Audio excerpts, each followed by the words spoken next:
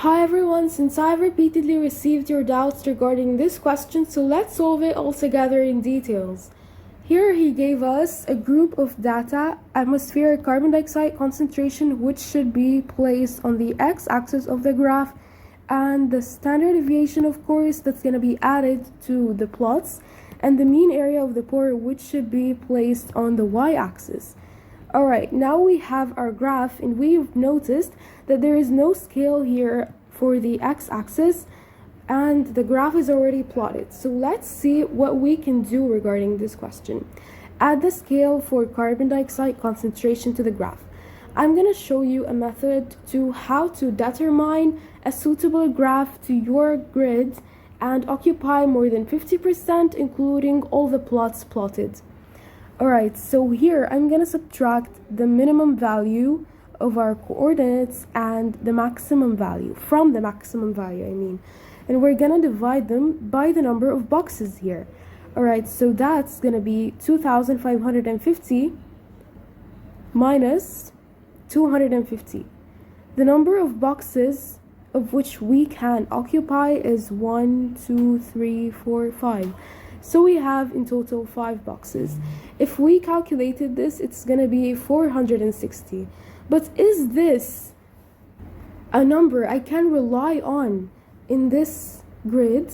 Like, can I do 460 and complete this and so on? This is going to be extremely time consuming and tiring and inaccurate. So what I should do to such value is round it up into 500. And this is way more suitable to fit in this grid. So each large box here should be of 500. And we keep this going here, where the small box here, which this is the small box, by the way, each one of these should be 250. And that's what the marking scheme states, so we're moving really well to now. The next question is asking us to draw the standard deviation for the mean area of these specific pores. He asked for 2 pores only, so I don't want you to plot or draw the standard deviation for these as well. You have to invest your time on what's asked for in the question. So I have these 2 values to plot. Obviously, the standard deviation of 160, it's gonna be very small and non-significant and insignificant, in this grid. But let's see how we do it. We're gonna subtract 160 and add 160 to this value in order to plot it. Alright, so the y-axis here, each small box is of 200. But how do I know if it's 200? We follow this rule if you don't know it. We should subtract the maximum value of a square by the value in here, like this one and this one, divided by the number of small boxes occupied. And this is going to be 5 boxes, which is going to be obviously 1,000 divided by 5. So each very small box here, this one, is of 200. Alright, this thing you should know already, but I'm making sure that you have this information. But here, we just said that each small box is of 200, but we have here 160. So I can simply round this up to 200 in order to plot it by the most accurate way possible. Alright, let's see what we are going to do.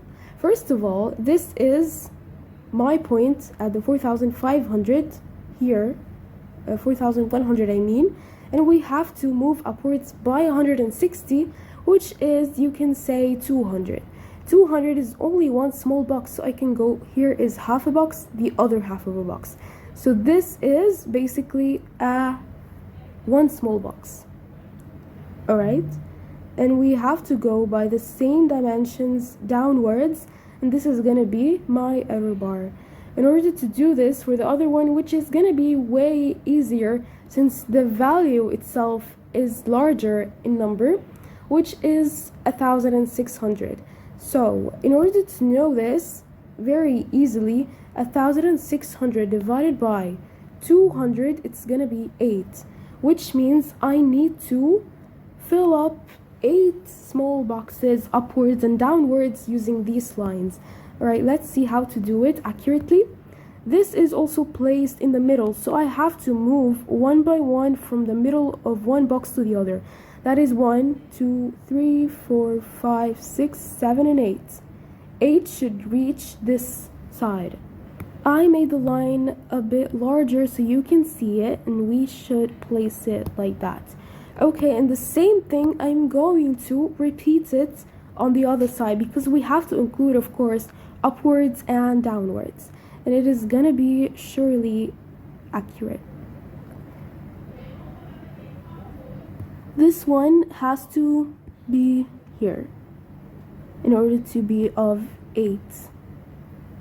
Exactly how we should do it. Then I have to finalize this error bar by plotting this small line here and there. Now it is perfectly done and you gain the mark of drawing the standard deviation. It was concluded that the mean areas of these spores were significantly different. Justify this conclusion. Are they actually significantly different? Now let's see. If we have overlapping error bars, this means that there is definitely no significant difference and we cannot rely on this data to be valid. It's not valid. But if we have non-overlapping error bars, it's totally the opposite. There is going to be a significant difference. Like here on this diagram, these error bars are actually overlapping with each other. If I connected this line to the other, they are going to seem very overlapping. So sorry, Matt, but you don't seem reliable. Alright, so we don't have to rely on this. The difference here is not significant. Okay, and that's what we have to say. But how do I know if they are actually overlapping or not from the data of a table? Like, we don't have all the values plotted on this graph. So we're going to rely on this table. Now let's see. I have the values of this 1,300 and this 2,550. How do I know if it's correct or not? Alright, I already have the data of these 2 points plotted, so I can also rely on them. And I can see if I connected this one and this one, there is no overlapping. This is way far apart from it. So I can say this, but how do I show to him? I'm gonna say that the lowest area for the large error bar here, I'm gonna state it, and the highest area also, I'm gonna state it. We're gonna find that at 2,500, the lowest area is 4,700, but at the 1,300, the highest area was this value.